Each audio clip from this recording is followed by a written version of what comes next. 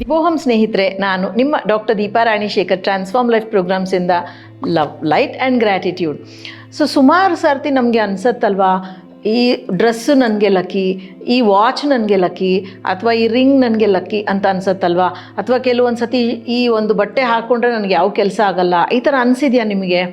ನನಗೆ ಒಂದಾನೊಂದು ಕಾಲದಲ್ಲಿ ಎಷ್ಟು ಸ್ಟ್ರಾಂಗಾಗಿ ಅನ್ನಿಸ್ತಾ ಇತ್ತು ಅಂತಂದರೆ, ನನ್ನ PUC ರಿಸಲ್ಟ್ ಬರಬೇಕಾದ್ರೆ 3 ದಿವಸ ಒಂದೇ ಬಟ್ಟೆ ಹಾಕ್ಕೊಂಡು ಕಾಯ್ತಾ ಇದ್ದೆ, ರಿಸಲ್ಟ್ ಅನೌನ್ಸ್ ಆದರೆ ನನಗೆ ಒಳ್ಳೆ ಮಾರ್ಕ್ಸ್ ಬರಬೇಕು ಅಂತ. ಸೊ ಅದು ಒಂದು ಕಾಲ. ಸೊ ಹಾಗೆ ಕೆಲವೊಮ್ಮೆ ನಮಗೆ ಕೆಲವೊಂದು ವಿಷಯದಲ್ಲಿ ನಾವು ಈ ವಿಷಯ ನನಗೆ ಇದನ್ನು ಇಟ್ಕೊಂಡ್ರೆ ನಂಗೆ ಒಳ್ಳೇದಾಗತ್ತೆ, ಈ ಒಂದು ಉಂಗುರ ನಂಗೆ ಒಳ್ಳೇದಾಗತ್ತೆ, ಈ ಥರ ಅನಿಸುತ್ತಲ್ವ. ಯಾಕೆ ಹಾಗೆ ಅನಿಸುತ್ತೆ? ಆ ವಿಷಯ ಹೇಳೋ ಮುಂಚೆ ನನ್ನ ಸವಿನಯ ವಿನಂತಿ, ದಯವಿಟ್ಟು ನಮ್ಮ ಚಾನಲ್ ಸಬ್ಸ್ಕ್ರೈಬ್ ಮಾಡ್ಕೊಳ್ಳಿ, ಲೈಕ್ ಮಾಡಿ, ವಿಡಿಯೋಸ್ನ ಶೇರ್ ಮಾಡಿ, ಬೆಲ್ ಐಕನ್ನ ಕ್ಲಿಕ್ ಮಾಡಿ. ಆಲ್ರೆಡಿ ಮಾಡ್ಕೊಂಡಿದ್ರೆ ತುಂಬ ಹೃದಯದ ಧನ್ಯವಾದಗಳು. ಮತ್ತು ನಾವು ಯಾವಾಗಲೂ ಯಾವುದೇ ಒಂದು ವಿಷಯವನ್ನು ತೊಗೊಂಡಾಗ, ಅದರ ಒಂದು ವಸ್ತುವನ್ನು ಬೇರೆಯವರಿಂದ ಪಡೆದಾಗ ಅದರಲ್ಲಿ ಅವರ ಪರ್ಸ್ನಲ್ ಎನರ್ಜಿ ಇರುತ್ತೆ. ಈಗ ಹೊಸದು ಬಟ್ಟೆ ತೊಗೊಂಡಾಗಲೂ ಹೀಗಾಗತ್ತೆ, ಹೊಸ ಒಡವೆ ತೊಗೊಂಡಾಗಲೂ ಹೀಗಾಗತ್ತೆ ಅಂತ ನೀವು ಹೇಳ್ಬೋದು. ಒಂದು ಕಥೆನ ಹೇಳ್ತೀನಿ ನೋಡಿ. ಒಂದು ವಯಸ್ಸಾದ ವೃದ್ಧ ನೇಯ್ಗೆ ಮಾಡುವಂಥ ವ್ಯಕ್ತಿ ಇರ್ತಾರೆ. ಅಥವಾ ತುಂಬ ಚೆನ್ನಾಗಿ ನೇಯ್ಗೆ ಮಾಡ್ತಾರೆ. ಅಂದರೆ ಒಂದು ದಿನಕ್ಕೆ 1-2 ಸೀರೆಗಳನ್ನು ಮಾತ್ರ ಮಾಡ್ತಿರ್ತಾರೆ. ಒಂದು ಹೊಸದಾಗಿ ಅವರ ಹತ್ರ ಒಂದು ವ್ಯಕ್ತಿ ಕೆಲಸಕ್ಕೆ ಸೇರ್ಕೋತಾನೆ. ಅವನು ಒಂದು ದಿನಕ್ಕೆ 3-4 ಸೀರೆಗಳನ್ನು ನೇಯ್ತಾ ಹೋಗ್ತಾನೆ. ಆಗ ಕೆಲವೊಮ್ಮೆ ಆ ವೃದ್ಧರು ಕೆಲಸ ಮಾಡೋದನ್ನು ಬಿಟ್ಟು ಸುಮ್ಮನೆ ಕುತ್ಕೊಂಡ್ಬಿಡೋದು, ಅಥವಾ ಏನೋ ಪಠನೆ ಮಾಡೋದು, ನೀರು ಕುಡಿಯೋದು, ಅಥವಾ ಹೊರಗಡೆ ಒಂದು ವಾಯು ಸೇವನೆಗೆ ಹೋಗೋದು ಮಾಡ್ತಾ ಇರ್ತಾರೆ. ಆ ಯುವಕ ಕೇಳ್ತಾನೆ, ಅಲ್ಲ ಯಜಮಾನ್ರೆ, ನೀವು ಯಾಕೆ ಹೀಗೆ ಟೈಮ್ ವೇಸ್ಟ್ ಮಾಡ್ತೀರಾ? ನೀವು ಎಷ್ಟು ಮಾಡ್ತೀರೋ ಅಷ್ಟು ದುಡ್ಡು ನಿಮಗೆ ಬರಬೇಕಲ್ವಾ, ನೀವು ನಿಧಾನ ಮಾಡಿದಷ್ಟು ನಿಮಗೆ ಕಷ್ಟ ಅಲ್ವಾ ಅಂತ ಕೇಳಿದಾಗ ಆ ವೃದ್ಧರು ಹೇಳ್ತಾರೆ, ನೀ ಕಣ್ಣು ಮುಚ್ಕೋ ಅಂತ ಹೇಳ್ತಾರೆ. ಆತ ಕಣ್ಣು ಮುಚ್ಕೊಂಡಾಗ ಇಬ್ಬರು ಒಂದೇ ಥರ, ಒಂದೇ ಬಣ್ಣ, ಒಂದೇ ಡಿಸೈನು, ಒಂದೇ ಮೆಟೀರಿಯಲಲ್ಲಿ ಸೀರೆಯನ್ನು ನೇಯ್ಗೆ ಮಾಡಿರ್ತಾರೆ. ಆ ವ್ಯಕ್ತಿ ಒಂದು ಸೀರೆಯನ್ನು ಆ ಯುವಕನಿಗೆ ಕೊಡ್ತಾರೆ. ಆತ ಆ ಸೀರೆನ ಇಟ್ಕೊಂಡಾಗ ಹೇಗೆ ಅನಿಸುತ್ತೆ ಅಂದಾಗ ತುಂಬ ಚೆನ್ನಾಗಿ ಅನಿಸುತ್ತೆ, ಶಾಂತಿ ಅನಿಸುತ್ತೆ, ಖುಷಿ ಅನಿಸುತ್ತೆ, ನೆಮ್ಮದಿ ಅನಿಸುತ್ತೆ ಅಂದಾಗ, ಹೌದಾ ಸರಿ ಅಂದ್ಬಿಟ್ಟು ಅದನ್ನು ಪಕ್ಕಕ್ಕೆ ಇಟ್ಕೊಂಡು ಮತ್ತೊಂದು ಸೀರೆನ ಕೊಡ್ತಾರೆ. ಆಗ ಯಾಕೋ ಒಂಥರ ತಳಮಳ, ಒಂಥರ ಹಿಂಸೆ, ಏನೋ ಕೋಪ, ಏನೋ ದುಮ್ಮಾನ, ದುಗುಡ ಇದೆ ಅಂತಂದಾಗ ಆ ವೃದ್ಧರು ಹೇಳ್ತಾರೆ, ಈಗ ಕಣ್ತೆರಿ ಅಂತ ಹೇಳಿದಾಗ, ನೋಡು, ಇದು ನಾನು ಮಾಡಿದಂಥ ಸೀರೆ, ಇದು ನೀನು ಮಾಡಿದಂಥ ಸೀರೆ. ನಾನು ಮನಸ್ಸಿನಲ್ಲಿ ಕೋಪ ಬಂದಾಗ, ನಾವೆಲ್ಲ ಮನುಷ್ಯರೇ ಅಲ್ವಾ, ಕೋಪ ಬರುತ್ತೆ, ದುಃಖ ಆಗುತ್ತೆ, ಎಲ್ಲೋ ಒಂದು ಕಡೆ ಬೇಜಾರಾಗತ್ತೆ. ಇಂಥದ್ದೆಲ್ಲ ಆದಾಗ ನಾನು ನೇಯ್ಗೆ ಬಿಟ್ಟು ಹೊರಗೆ ಹೋಗಿ ನನ್ನ ಮನಸ್ಥಿತಿನ ಸರಿ ಮಾಡ್ಕೊಂಡು ಒಳಗೆ ಬಂದು ನೇಯ್ಗೆ ಮಾಡ್ತೀನಿ. ಹಾಗಾಗಿ ನನ್ನ ವೈಯಕ್ತಿಕ ಒಂದು ಎನರ್ಜಿ ಏನಿದೆ, ಒಂದು ವೈಯಕ್ತಿಕ ಭಾವನೆಗಳು ಅದರಲ್ಲಿ ಕೂಡಿದೆ. ನೀನು ಸದಾ ಮಾಡ್ತಾನೆ ಇರ್ತೀಯ, ಸುಸ್ತಾದರೂ ಮಾಡ್ತೀಯ, ಕೋಪ ಬಂದರೂ ಮಾಡ್ತಾನೆ ಇರ್ತೀಯ. ಹಾಗಾಗಿ ನಿನ್ನ ಎನರ್ಜೀಸ್, ನೀನು ಮಾಡಿದ ಸೀರೆನಲ್ಲಿ ಎಲ್ಲ ಎನರ್ಜಿ ಇದೆ ಅಂತ ಹೇಳಿದಾಗ ಆತನಿಗೆ ಅರ್ಥ ಆಗುತ್ತೆ. ಈ ಕಥೆಯ ಪ್ರಕಾರ ನಾವು ಪ್ರತಿಯೊಂದು ಯಾವುದೇ ವಸ್ತುನ ಮನೆಗೆ ತೊಗೊಂಡು ಬಂದಾಗಲ ಆ ಎನರ್ಜೀಸ್ನ ಕ್ಲಿಯರ್ ಮಾಡಬೇಕು. ಒಂದೊಂದು ವಸ್ತುನ ಕ್ಲಿಯರ್ ಮಾಡೋದು ಒಂದೊಂದು ರೀತಿ ಇರುತ್ತೆ. ಈಗ ಕೆಲವೊಂದು ವಸ್ತುಗಳನ್ನು ನಾವು ತೊಗೊಳ್ಬಾರ್ದು, ಆದರೆ ನಾವು ಕೆಲವೊಮ್ಮೆ ತೊಗೊಂಡಿರ್ತೀವಿ. ಉದಾಹರಣೆಗೆ ಬಟ್ಟೆನ ನಾವು ಎಷ್ಟು ಸತಿ ಬೇರೆಯವರು ಸೀರೆನ ಉಡ್ತೀವಿ, ಅಥವಾ ಈ ದುಪ್ಪಟ್ಟ ನಂಗೆ ಮ್ಯಾಚ್ ಆಗುತ್ತೆ, ನನ್ನ ಡ್ರೆಸ್ಸಿಗೆ ಚೆನ್ನಾಗಿ ಕಾಣುತ್ತೆ ಅಂತ ತೊಗೋತೀವಿ. ಬಟ್ಟೆನಲ್ಲಿ ಅವರ ಪರ್ಸ್ನಲ್ ಇಮೋಷನ್ಸ್, ಅಂದರೆ ಅವರ ಒಂದು ವೈಯಕ್ತಿಕ ಭಾವನೆಗಳಿರುತ್ತೆ, ಆ ಒಂದು ಎನರ್ಜಿ ಇರುತ್ತೆ. ಸೊ ಇದು ಏನಾಗುತ್ತೆ ಅಂತಂದರೆ ನಮಗೆ ಮುಂದೆ ಹೋಗೋದಕ್ಕೆ, ಏಳಿಗೆ ಆಗೋದಕ್ಕೆ ದಾರಿಯನ್ನು ಕೊಡಲ್ಲ. ನಮ್ಮ ಮೂಡು, ನಮ್ಮ ಒಂದು ಪ್ರಭಾವಳಿ, ಆರ ಏನಿರುತ್ತೆ ಅದನ್ನು ಎಫೆಕ್ಟ್ ಮಾಡುತ್ತೆ. ಆದರೆ ತಿಳಿಯೋ ಮುಂಚೆ ನಾವು ಅದನ್ನೆಲ್ಲ ಮಾಡ್ತೀವಿ. ಯಾಕೆಂತಂದರೆ ಒಂದೊಮ್ಮೆ ಕೂರ್ಗಿಗೆ ಹೋಗಿದ್ವಿ, ಆಗ ನಾನು ಇನ್ನೂ ಕಾಲೇಜಲ್ಲಿದ್ದೆ. ಈ ಥರ ಡಿಜಿಟಲ್ ಕ್ಯಾಮ್ರಾ ಇಲ್ಲ. ಆವಾಗ ಕ್ಲಿಕ್ ಮಾಡೋ ಕೂಡ ಕ್ಯಾಮ್ರಾ ಇರ್ತಾಯಿತ್ತು. 36 ಚಿತ್ರಗಳನ್ನು ಅದು ಕೊಡ್ತಾಯಿತ್ತು. ನಮ್ಮ 8 ದಿನದ ಟೂರಲ್ಲಿ ನಾನು, ನಮ್ಮ ತಂಗಿ, ನಮ್ಮ ಮಾವನ ಮಕ್ಕಳು, ನಮ್ಮ ಅತ್ತೆ ಮಾವ, ಸೋದರ ಮಾವ ಮತ್ತು ಅವ್ರ ಹೆಂಡತಿ, ನನ್ನ ತಂದೆ ತಾಯಿ ಎಲ್ಲರೂ ಇದ್ವಿ. 8 ಜನ ಇದ್ವಿ ಅಲ್ವಾ. 8 ಜನನೂ 8 ದಿನ ಎಲ್ಲ ಫೋಟೋಸನ್ನು ಹೆಂಗೆ ತೆಕ್ಕೋಬೇಕು ಅಂದರೆ ಎಲ್ಲ ಫೋಟೋಲ್ಲಿ 4 ಜನ ಇರ್ತಿದ್ವಿ. ಯಾಕೆಂದರೆ ರೀಲ್ ವೇಸ್ಟ್ ಮಾಡಬಾರ್ದು ಅಂತ. ಆಗ ಅದೇ ಬಟ್ಟೆನ, ಅಂದರೆ ಲಗೇಜ್ ಕಮ್ಮಿ ತೊಗೊಂಡೋಗಿದ್ವಿ, ಟ್ರಾವೆಲ್ ಮಾಡ್ತಿದ್ವಿ ಅಂತ, ಅದೇ ಬಟ್ಟೆನ ಒಗೆದು ಒಬ್ಬರೊಬ್ಬರು ಹಾಕ್ಕೊಳ್ತಾ ಇದ್ವಿ. ಸೊ ಆವಾಗ ನಮಗೆ ಗೊತ್ತಾಗಲಿಲ್ಲ, ಕೆಲವೊಂದು ದಿನ ಸುಸ್ತಾಗೋದು, ಕೆಲವೊಂದು ದಿನ ಹುಮ್ಮಸ್ಸಿರೋದು. ನಾವು ಒಗೆದುಬಿಟ್ಟೆ ಹಾಕ್ಕೊಂಡ್ರು ಎನರ್ಜಿ ಕ್ಲಿಯರ್ ಮಾಡೋದು ತುಂಬ ಮುಖ್ಯ. ಅದನ್ನು ಮತ್ತೊಂದು ವಿಡಿಯೋನಲ್ಲಿ ನಿಮ್ಗೆ ಹೇಳ್ತೀನಿ. ಬಟ್ಟೆದು ಹೇಳಿದೆ, ಮತ್ತೊಂದು ವಾಚನ್ನು ಯಾಕೆ ನಾವು ಮತ್ತೊಬ್ಬರದ್ದು ವಾಚನ್ನು ಹಾಕ್ಕೋಬಾರ್ದು ಎಷ್ಟೇ ಇಷ್ಟ ಆದರೂ ಅಂತಂದರೆ, ಲೈಫ್ ಫ್ಲೋ, ಅಂದರೆ ನಮ್ಮ ಒಂದು ಟೈಮಿಂಗ್ ಏನಿರುತ್ತೆ, ಅಂದರೆ ಅವರ ಟೈಮಲ್ಲಿ ಚೆನ್ನಾಗಿ ನಡೀತಾ ಇಲ್ಲ ಅಂದರೆ ಅದರ ಒಂದು ಎನರ್ಜಿ ನಮಗೂ ಕೂಡ ತಗಲತ್ತೆ. ಅಂದರೆ ಆ ಒಂದು ಜೀವನ ಕ್ರಮ ಏನಿರುತ್ತೆ, ಆ ಕೆಟ್ಟ ಸಮಯ ಒಳ್ಳೆ ಸಮಯ ಅಂತ ಏನು ಹೇಳ್ತೀವಿ, ಅದು ನಮ್ಮ ರಿದಮ್ ಏನಿರುತ್ತೆ, ನಮ್ಮ ಲಕ್, ಅದೃಷ್ಟ ಏನಿರುತ್ತೆ, ಅದಕ್ಕೆ ಸಮಸ್ಯೆನ ಮಾಡಿಬಿಡುತ್ತೆ. ಹಾಗಾಗಿ ನಾವು ಮತ್ತೊಬ್ಬರ ವಾಚನ್ನು ಯಾವತ್ತೂ ಬಳಸಬಾರ್ದು, ಅಂದರೆ ಬಾರೋ ಮಾಡಬಾರ್ದು. Next wallet. ಅಂದರೆ ಹೆಂಗಸರಾಗ್ಬೋದು ಗಂಡಸರಾಗ್ಬೋದು ಪರ್ಸ್ ವಾಲೆಟ್ ಏನಿರುತ್ತೆ ಇದನ್ನು ಕೂಡ ಬಾರೋ ಮಾಡಬಾರ್ದು. ಯಾಕೆ ಅಂತಂದರೆ ಇದು ನಮ್ಮ ಆರ್ಥಿಕ ಸ್ಥಿತಿನೇ ಬ್ಲಾಕ್ ಮಾಡಿಬಿಡುತ್ತೆ, ಮನಿ ಬ್ಲಾಕನ್ನು ಮಾಡಿಬಿಡುತ್ತೆ.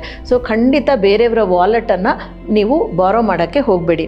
ನಂತರ ಬರೋದು ಪೆನ್ ಅಂತಂದಾಗ ನೀವು ಬೇರೆಯವರ ಪೆನ್ನನ್ನು ಆ ಕ್ಷಣಕ್ಕೆ ಎಷ್ಟೋ ಸರ್ತಿ ನೀವು ಬ್ಯಾಂಕಿಗೆ ಹೋಗಿ ಪೆನ್ ಕೊಡಿ ಅಂತ ಹೇಳ್ತಾರೆ, ಅಥವಾ ಪೆನ್ನೇ ತಂದಿರೋದಿಲ್ಲ, ಒಬ್ಬರು ಪೆನ್ ತೊಗೊಂಡು ಎಷ್ಟೊತ್ತು ಬರಿತಾ ಇರ್ತಾರೆ ಅಂತಂದರೆ ನಾವು ಕೆಲಸ ಮುಗಿಸ್ಕೊಂಡು ಮನೆಗೆ ಬರೋಕ್ಕಾಗದಿರೋ ಹಾಗಾಗತ್ತೆ.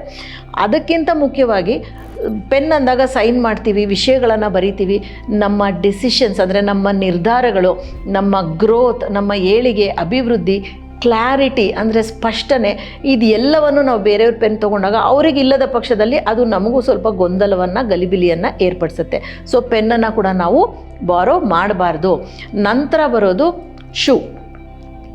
ಶೂವನ್ನು ಬಾರೋ ಮಾಡಬಾರ್ದು. ಯಾಕೆ ಅಂತಂದರೆ ಇದು ನಮ್ಮ ಜರ್ನಿನ ಅಫೆಕ್ಟ್ ಮಾಡುತ್ತೆ. ಅವರ ಜೀವನದಲ್ಲಿ ಒಂದು ಸ್ಲೋ ಪೇಸಲ್ಲಿದ್ದರು, ನಿಧಾನಗತಿಯಲ್ಲಿ ಇದ್ದರು ಅಂತಂದಾಗ, ಅಥವಾ ಅಡೆತಡೆ ಅವರು ಎಡವಿ ಬೀಳೋ ಅಭ್ಯಾಸಗಳಿದ್ದಾಗ ನಮ್ಮ ಒಂದು ಎಕ್ಸ್ಪೀರಿಯನ್ಸ್ ಇರ್ಬೋದು ಅಥವಾ ನಾವು ಮಾಡೋ ಕೆಲಸಗಳಲ್ಲಿ ಅಡೆತಡೆಗಳು ಏಳು ಬೀಳು ಕಾಣಿಸ್ಕೊಳ್ಳೋಕ್ಕೆ ಶುರುವಾಗುತ್ತೆ. ಸೊ ಬೇರೆಯವರ ಶೂನ ಕೂಡ ನೀವು ಖಂಡಿತ ಬಳಸಬೇಡಿ. ನಂತರ ಬರೋದು ಒಡವೆ, ಜ್ಯುವೆಲ್ರಿ. ಇದರಲ್ಲಿ ತುಂಬ ಪರ್ಸ್ನಲ್ ವೈಬ್ ಇರುತ್ತೆ. ದಿನ ಹಾಕ್ಕೊಂಡ್ರೂ ಸರಿ, ಹಾಕ್ಕೊಳ್ಳದೆ ಇದ್ರೂ ಸರಿ. ಏಕೆಂದರೆ ನಾವು ಬಟ್ಟೆ ಎಲ್ಲ ಸುಮಾರು ತೊಗೋತೀವಿ. 10 ಬಟ್ಟೆ ತೊಗೊಂಡಾಗ ಒಂದು ಒಡವೆ ತೊಗೋತೀವಲ್ವ, ಒಬ್ಬೊಬ್ರಿಗೆ ಒಂದೊಂದು ಇರುತ್ತೆ. ಕೆಲವರು 20 ಬಟ್ಟೆ ತೊಗೊಂಡಾಗ ಒಂದು ಒಡವೆ ತೊಗೋತಾರೆ. ಅಂದರೆ ಒಡವೆ ಜಾಸ್ತಿ ಬಟ್ಟೆ ಕಮ್ಮಿ ಅನ್ನೋದು ತುಂಬ ಅಪರೂಪ ಅಂತ ಅನ್ಕೋತೀನಿ. ನಾನಂತೂ ಕೇಳಿಲ್ಲ, ನೀವು ಕೇಳಿದರೆ ನಾನು 4 ಒಡವೆ ತೊಗೊಂಡಾಗ ಒಂದು ಬಟ್ಟೆ ತೊಗೋತೀನಿ ಅನ್ನೋ ಒಂದು ಪ್ರಮೇಯ ಇದ್ದರೆ ಕಾಮೆಂಟ್ ಬಾಕ್ಸಲ್ಲಿ ಹೇಳಿ. ಸೊ ಒಡವೆ ಬಂದು ತುಂಬ ಅದ್ರ ಬಗ್ಗೆ ಆಸೆ, ತುಂಬ ಒಂದು ಎಕ್ಸ್ಪೆಕ್ಟೇಷನ್ ಇಟ್ಕೊಂಡು ಕೊಂಡ್ಕೊಳ್ಳುವಂಥ ಒಡವೆ ಅಲ್ವಾ ಜ್ಯುವೆಲ್ರಿ ಅಂತಂದರೆ. ಸೊ ಆ ಪರ್ಸ್ನಲ್ ವೈಬ್ ಅಂದರೆ ಆ ವೈಯಕ್ತಿಕ ಅವರ ಎನರ್ಜಿ ತುಂಬ ಜಾಸ್ತಿ ಇರುತ್ತೆ. ಮತ್ತು ಇದು ನಮ್ಮ ಅದೃಷ್ಟವನ್ನು, ಲಕ್ಕನ್ನು, ಮೂಡನ್ನು ಮತ್ತು ನಮ್ಮ ಸಂಬಂಧಗಳನ್ನು ಕೂಡ ಇದು ಏರುಪೇರು ಮಾಡುವಂಥ, ಅಂದರೆ ಇನ್ಫ್ಲೂಯೆನ್ಸ್ ಮಾಡುತ್ತೆ. ಅದು ಒಳ್ಳೆಯದಕ್ಕೂ ಮಾಡ್ಬೋದು, ಕೆಟ್ಟದಕ್ಕೂ ಮಾಡ್ಬೋದು. ಸೊ ಹಾಗಾಗಿ ಜ್ಯುವೆಲ್ರಿನ ಕೂಡ ಬಾರೋ ಮಾಡಬೇಡಿ. ನಂತರ ನಾವು ಬಾರೋ ಮಾಡಬಾರ್ದು ಅಂತಂದರೆ ಪಿಲ್ಲೋ. ಯಾವತ್ತೂ ನಾವು ಬೇರೆಯವ್ರ ಮನೆಗೆ ಹೋದಾಗ್ಲೂ ನಮ್ಮದೇ ಒಂದು ಬಟ್ಟೆನ, ಒಂದು ದುಪ್ಪಟ್ಟನೋ ಏನಾದ್ರು ಹಾಕ್ಕೊಂಡು ಅದರ ಪಿಲ್ಲೋ ಮೇಲೆ ಹಾಕ್ಕೊಂಡು, ದಿಂಬಿನ ಮೇಲೆ ಹಾಕ್ಕೊಂಡು ಮಲ್ಕೋಬೇಕು. ದಿಂಬನ್ನು ಯಾವತ್ತೂ ಬಾರೋ ಮಾಡಬಾರ್ದು. ಯಾಕೆಂದರೆ ಇದ್ರ ಮೇಲೆ ಮಲಗಿದಾಗ ನಮಗೆ ಅರಿವಿಲ್ಲದೆ ತುಂಬ ಎನರ್ಜೀಸ್ ಅದರಲ್ಲಿ ಹೋಗಿರುತ್ತೆ. ನಮ್ಮ ಸುಪ್ತ ಮನಸ್ಸಲ್ಲಿರೋದೆಲ್ಲ ಇದರಲ್ಲಿ ಇಳಿದಿರುತ್ತೆ. ಮಲಗಿದವ್ರದ್ದು ಸುಪ್ತ ಮನಸ್ಸಲ್ಲಿ ಭಯ ಇತ್ತು, ಕೋಪ ಇತ್ತು, ದುಃಖ ಇತ್ತು ಅಂದರೆ ಅದೆಲ್ಲ ದಿಂಬಿನಲ್ಲಿರುತ್ತೆ. ನಾವು ಬರೀ ಕವರ್ ಚೇಂಜ್ ಮಾಡಿ ಅದ್ರ ಮೇಲೆ ಹಾಗೆ ಮಲ್ಕೊಂಡ್ಬಿಟ್ರೆ ಅದು ನಮಗೆ ಕೂಡ ಆ ಒಂದು ಎನರ್ಜೀಸು ಬಾಧಿಸುತ್ತೆ. ಸೊ ದಿಂಬನ್ನು ಕೂಡ ನಾವು ಬಾರೋ ಮಾಡಬಾರ್ದು. ನೆಕ್ಸ್ಟು ಟವಲ್, ಕೈ ಒರೆಸೋ ಟವಲ್ ಇರ್ಬೋದು, ಬಟ್ಟೆ ಟವಲ್ ಇರ್ಬೋದು, ಮೈ ಒರೆಸೋ ಟವಲ್ ಇರ್ಬೋದು. ಯಾವುದೇ ಕಾರಣಕ್ಕೂ ಟವಲ್ನ ಕೂಡ ಮತ್ತೊಬ್ಬರದನ್ನು ಬಳಸಬಾರ್ದು. ಯಾಕೆಂದರೆ ಇದರಲ್ಲಿ ತುಂಬ ಎನರ್ಜೀಸ್ ಇರುತ್ತೆ. ಉದಾಹರಣೆಗೆ ನಾವು ಹೋಟೆಲ್ಗಳಿಗೆ ಹೋದಾಗ ಅವರು ಟವಲ್ ಕೊಡ್ತಾರೆ ಅಂತ ಖುಷಿಯಾಗಿ ಬಳಸ್ತೀವಿ. ತೆಳ್ಳಗಿರೋ ನಿಮ್ಮದೇ ಒಂದು ಪರ್ಸ್ನಲ್ ಟವಲ್ ತೊಗೊಂಡೋಗಿ. ಯಾಕೆಂದರೆ ಇದು ನಗ್ನ ಮೈಗೆ ನಾವು ಸವರೋ ಅಂಥ ಬಟ್ಟೆ. ಅಂದರೆ ನಮ್ಮ ರಾ ಎನರ್ಜೀಸ್, ಅಂದರೆ ಒಂಥರ ಒಂದು ತುಂಬ ಏನು ಹೇಳ್ತಾರೆ, ಪ್ರಖರವಾದ ಎನರ್ಜೀಸನ್ನು ಇದು ಡೀಲ್ ಮಾಡುತ್ತೆ. ಸೊ ನಾವು ಟವಲ್ನ ಕೂಡ ಬೇರೆಯವ್ರದನ್ನು ಬಳಸಬಾರ್ದು. ಇದು ಸುಮಾರು ವಿಷಯಗಳಲ್ಲಿ ಸಮಸ್ಯೆಯನ್ನು ಮಾಡೋ ಚಾನ್ಸಸ್ ಇರುತ್ತೆ. ಮತ್ತು ಪರಕೆನ ಕೂಡ ಬೇರೆಯವರ ಪರಕೆಯನ್ನು, ಅಂದರೆ ನಮ್ಮ ಮನೇಲಿ ಪರಕೆ ಕಿತ್ತೋಗಿದೆ, ಕಳೆದೋಗಿದೆ, ಅಥವಾ ಏನೋ ಆಗಿದೆ, ಒದ್ದೆ ಆಗಿದೆ ಅಂತ ಅಕ್ಕಪಕ್ಕದ ಮನೆಯ ಪರಕೆನ ಬಳಸಬೇಡಿ. ಯಾಕೆಂದರೆ ಇದು ನಮ್ಮ ಒಂದು ಅದೃಷ್ಟ, ನಮ್ಮ ಒಂದು ಲಕ್ಷ್ಮಿ ಇದ್ದ ಹಾಗೆ ಅಂತ ಹೇಳ್ತಾರೆ. ಮತ್ತು ನಮ್ಮ ಒಂದು ಐಶ್ವರ್ಯವನ್ನು ಅದು ನಾವು ವಾಪಸ್ ಕೊಟ್ಟಾಗ ಅವ್ರ ಮನೆಗೆ ಹೊಟ್ಟೋಗುತ್ತೆ, ಅಥವಾ ಅವ್ರ ಮನೆಯಲ್ಲಿ ಏನೋ ಸಂಕಷ್ಟಗಳಿದ್ದಾಗ ಅದು ನಮ್ಮನ್ನು ಬಾಧಿಸೋ ಒಂದು ಪ್ರಮೇಯ ಇರುತ್ತೆ. ಸೊ ಹಾಗಾಗಿ ಪರಕೆನ ಖಂಡಿತ ನೀವು ಯಾರದೇ ಬೇರೆಯವ್ರದನ್ನು ಬಾರೋ ಮಾಡಬೇಡಿ. ಕೊನೆಯದಾಗಿ ಹ್ಯಾಂಡ್ ಕರ್ಚೀಫ್ ಕೂಡ ತುಂಬ ಪರ್ಸ್ನಲ್. ಹ್ಯಾಂಡ್ ಕರ್ಚೀಫ್ ಯಾತಕ್ಕೆ ಬಳಸ್ತೀವಿ? ಬೆವರೋದು ಯಾವಾಗ? ನಮಗೆ ಸ್ಟ್ರೆಸ್ ಆದಾಗ, ತುಂಬ ಸೆಕೆ ಆದಾಗ. ಎರಡು ಒಳ್ಳೆ ವಿಷಯ ಅಲ್ಲಲ್ವಾ? ಸೊ ಯಾರದೇ ಒಂದು ಹ್ಯಾಂಡ್ ಕರ್ಚೀಫ್ನ ಕೂಡ ನೀವು ಬಾರೋ ಮಾಡಬೇಡಿ. ನಿಮ್ಮದೇ ಆದ ಒಂದು ಪರ್ಸ್ನಲ್ ಬಿಲಾಂಗಿಂಗ್ಸ್ ಅಂತ ಇಟ್ಕೊಳ್ಳಿ. ನೀವು ಇದನ್ನು ಬೇರೆ ಯಾರಿಗೂ ಕೊಡಬೇಡಿ, ಬೇರೆಯವರಿಂದ ಇದನ್ನು ಬಾರೋ ಕೂಡ ಮಾಡಬೇಡಿ. ಇದಿಷ್ಟನ್ನು ಫಾಲೋ ಮಾಡಿ. ಮತ್ತು ಇದನ್ನು ಹೇಗೆ, ಇವಾಗ ಒಂದೊಂದು ಸತಿ ಎಲ್ಲೋ ಹೋಟೆಲ್ಗೆ ಹೋದಾಗ ಅಥವಾ ಇನ್ನೊಬ್ಬರ ಮನೆಗೆ ಹೋದಾಗ ದಿಂಬು ಎಲ್ಲ ಹಾಸಿಗೆ ಎಲ್ಲ ತೊಗೊಂಡೋಗೋಕ್ಕಾಗಲ್ಲ ಅಲ್ವಾ? ಸೊ ಆ ಎನರ್ಜೀಸ್ನ ಹೇಗೆ ಕ್ಲಿಯರ್ ಮಾಡಬೇಕು ಅನ್ನೋದನ್ನು ಮುಂಬರಲಿರೋ ವಿಡಿಯೋನಲ್ಲಿ ನಾನು ನಿಮಗೆ ತೋರಿಸ್ಕೊಡ್ತೀನಿ.